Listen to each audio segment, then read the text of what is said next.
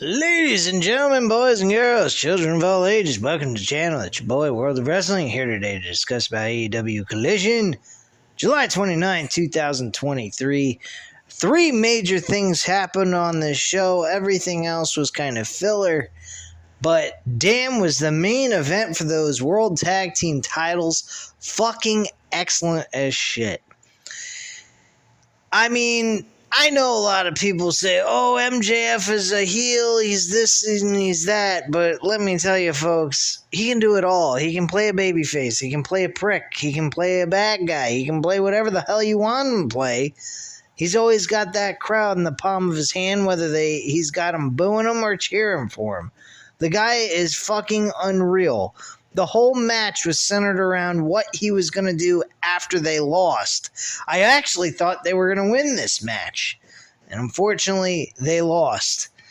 MJF took the L in this one as well and sacrificed himself for Adam Cole so he would not get hit with the heavy machinery tag team finisher that FTR performs in their matches. Near the end of that match, it looked like MJF was going to turn on Adam Cole, but didn't. Adam Cole looked like he was expecting it as well. He had his back turned. He had his arms up in the air like, come on, let's get it over with. Hit me with the belt. Do whatever you're going to do from behind. Come on. And he did not. He threw the belt on the ground and was upset and blamed himself for losing the match. He did not blame Adam Cole for losing the match with him. He took full responsibility. Very impressive, but there's some clever storyline behind this. Why not keep Adam Cole close by instead of making him his enemy so that he doesn't have to defend the world title against Adam Cole and dodge him by being his friend instead? Clever storyline there by Tony Khan and AEW Creative. I love it. I figured that's the direction they were going to go. That's the only logical thing that made any sense. They could have gone in the direction of having Adam Cole and MJF win the AEW tag team titles, which would have been a little interesting to see Adam Cole as a champion on AEW, is yet to win a championship of any kind. And MJF would have been that one step closer to being a Grand Slam or a Triple Crown champion. Grand Slam's winning all four major titles. He'd have to win the International Championship as well. But MJF would be a step closer of being a Grand Slam champion. All he'd have to win is the TNT and the AEW International Championship as well. So he's a little bit short. He's got three more titles to win. One title he could have gotten a step closer to that Grand Slam. Unfortunately, he ended up losing the match for his team. And FTR was not very loved by the fans. The fans were actually booing the shit out of them. And they were hoping for a double clothesline throughout the entire show during this match. Fortunately, never got it. Several times it was attempted, but it was countered every single time. Also, other news that was on this show, the opener of the show was fucking fantastic. Buddy Matthews and Andrade El Idolo competing in a ladder match over the Andrade El Idolo's mask. And Andrade and Buddy Matthews, Buddy Murphy, that's from WWE, get the fuck out of here.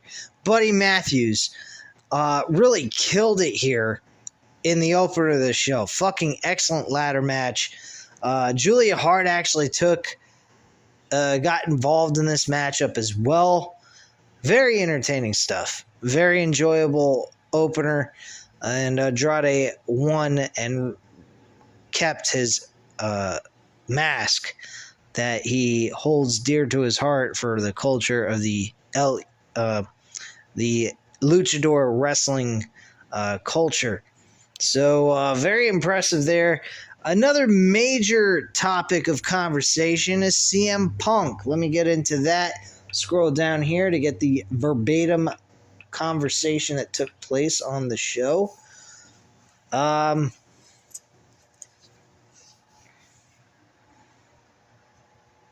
yeah, and there was a good match with Darby Allin too. I forgot to mention. All right.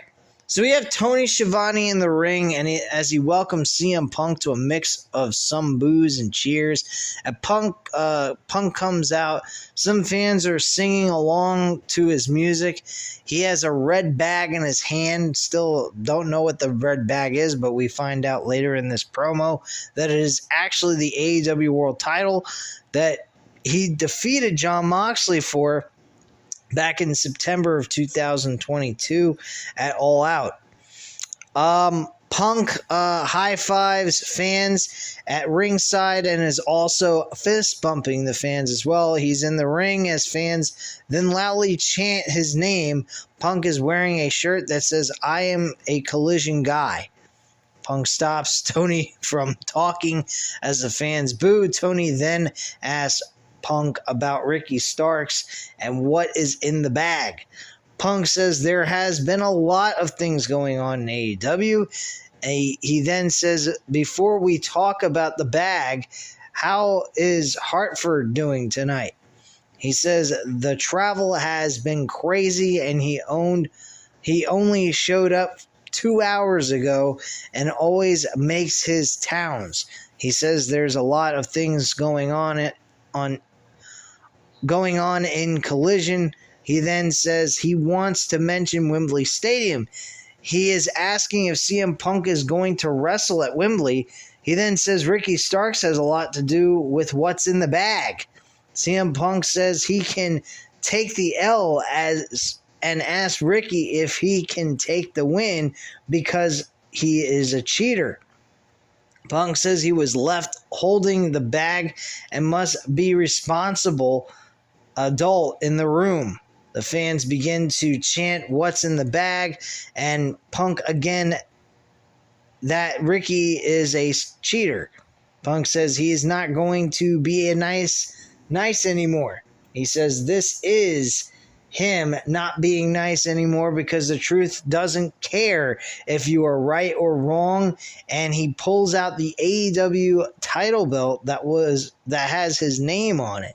He then says he is the real world champion again, saying it has his name on it and nobody has beaten him for it, as it still has his name on it and his blood on it, as well as the fans begin to boo. This is the belt that he won from Jon Moxley last September, and that no one has ever pinned him or beaten him for it. Two loud boos strike the arena again. Punk says now it will have his logo on it, and he pulls out a can of spray paint and paints an X on it as if he's the fucking NWO, as the fans boo very loudly to this. He says this X represented him since 1997. He says he is the real world's champion and this belt belongs on Collision. As he holds it up to boost Ricky Starks, then interrupts holds it up to booze. And then Ricky Starks then interrupts Punk and asks for his music to be replayed as if he never walked out there. So Ricky then walks slowly to the ring. Ian and Nigel acted surprised. Funny stuff there. And Ricky grabs a mic as the fans chant his name. Ricky says to Punk that was a great story and that he is sold. Wait, I lost my place. He is sold. Okay.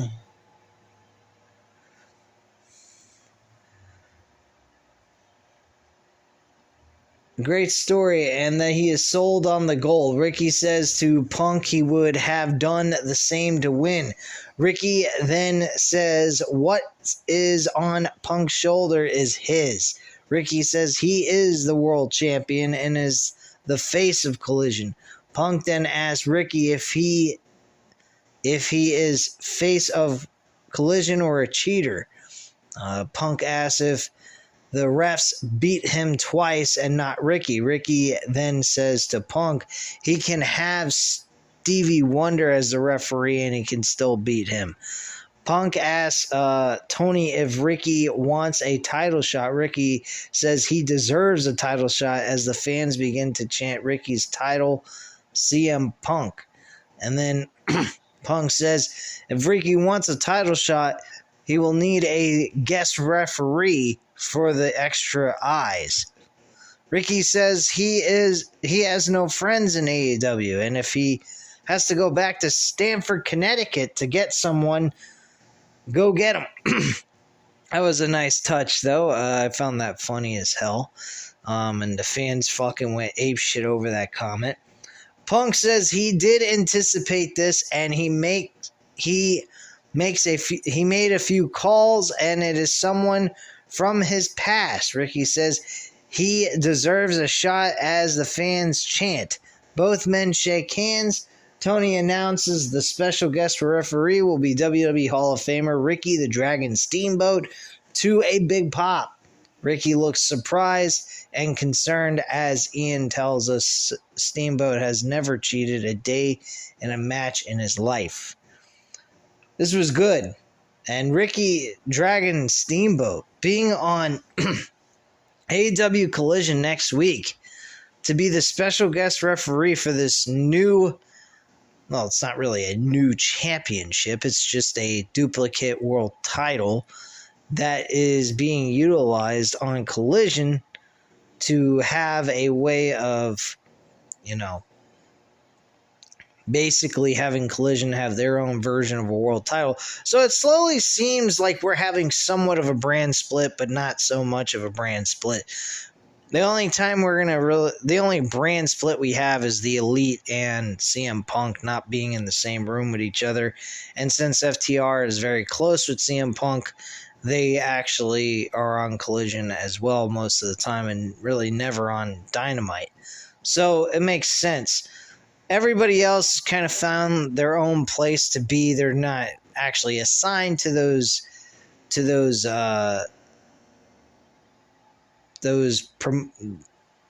episodes, but they have the ability to have the flexibility to go to any which one they prefer. Or Tony Schiavone feels, or Tony Khan, not Tony Schiavone, Tony Khan feels is okay for them to be at that particular show. So it makes sense, and I kind of like it. The real world champion with CM Punk holding the original title that AEW had. I kind of like it. I think it's eventually going to lead to a storyline between MJF and CM Punk. I'm very surprised there was nothing addressed about that, but I'm sure that will be addressed sooner or later, leading up to the All-In pay-per-view. We might see Ricky Starks and CM Punk go at it one more time at All-In, and then All Out, we'll see MJF and CM Punk go at it for both titles to make one world champion. That's what I think might happen, and Adam Cole get his world title match at the All-In pay-per-view as well. So the world title between Adam Cole and MJF will be the main event, and CM Punk and Ricky Starks will be the co-main event, is what I think is going to happen. And then at All Out, we're going to see MJF and CM Punk go at it in Chicago, where MJF defeats CM Punk for both titles and becomes the true world champion, undisputed world champion, giving MJF that big heel heat that he needs, and so forth. I think that's the direction they're going to go with it. Just saying. Anyway, we also had Darby Allin. He was in action actually to this past Saturday.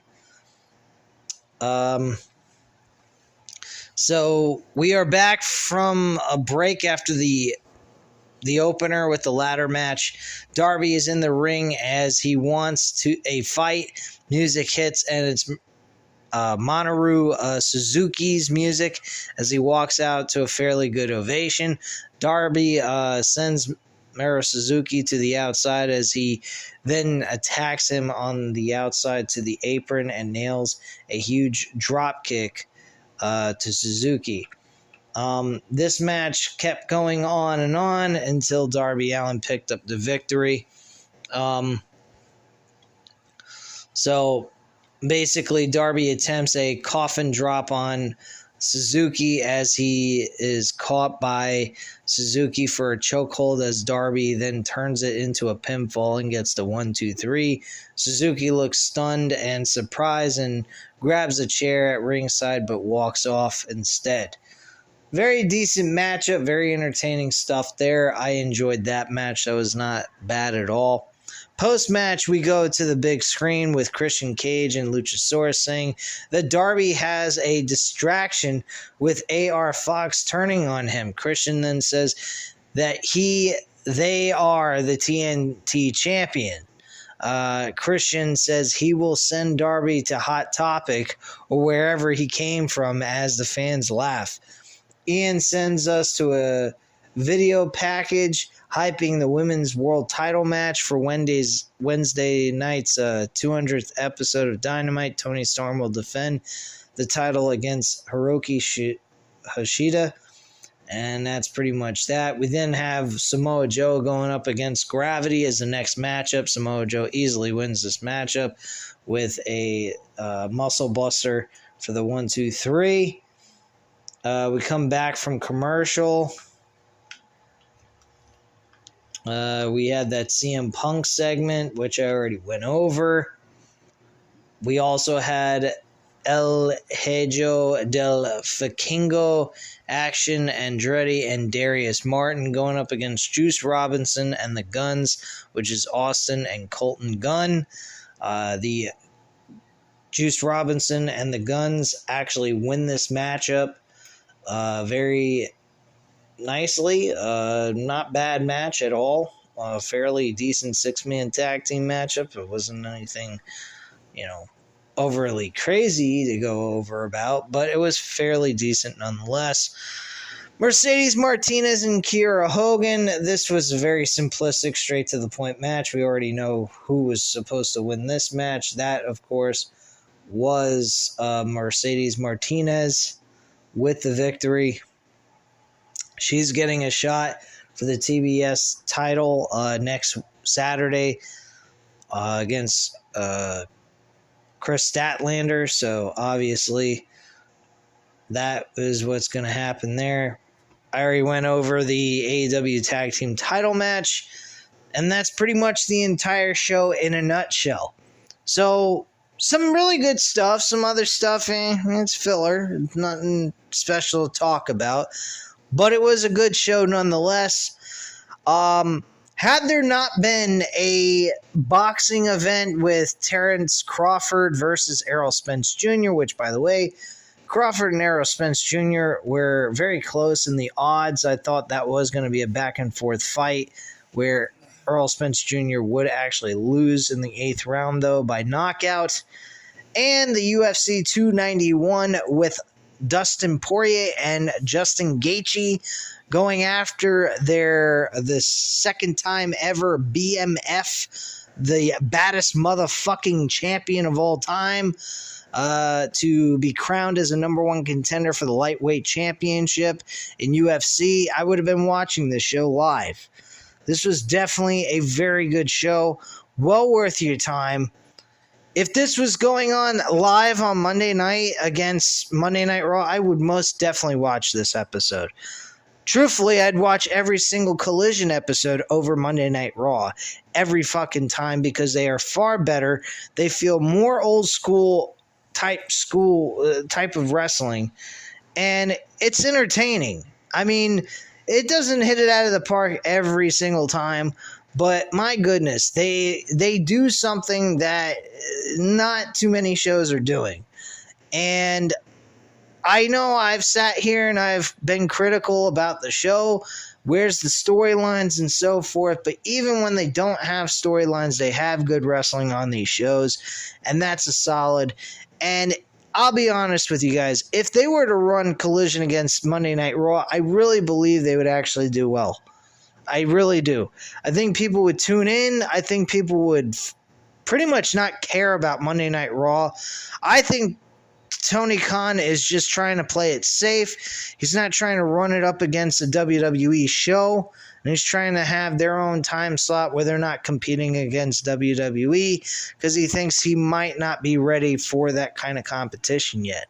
I highly doubt that. I think he can definitely compete against WWE, especially Monday Night Raw. SmackDown, not so much. I would not have him compete against a SmackDown show simply because of the fact of Roman Reigns being on the show and what he provides for that show alone. With everything else being trash, he still is providing great entertainment for people to watch for SmackDown along with his cousins, the Usos. So you got to give credit to the bloodline and everything else and involved in that to make SmackDown afloat despite their terrible booking decisions. Once again, they were fucking up this past week, which I'll be watching SmackDown tomorrow. Give you guys a review on that as I've been doing week after week for the last, I think, 2 weeks or so. So I will be doing it that way from now on.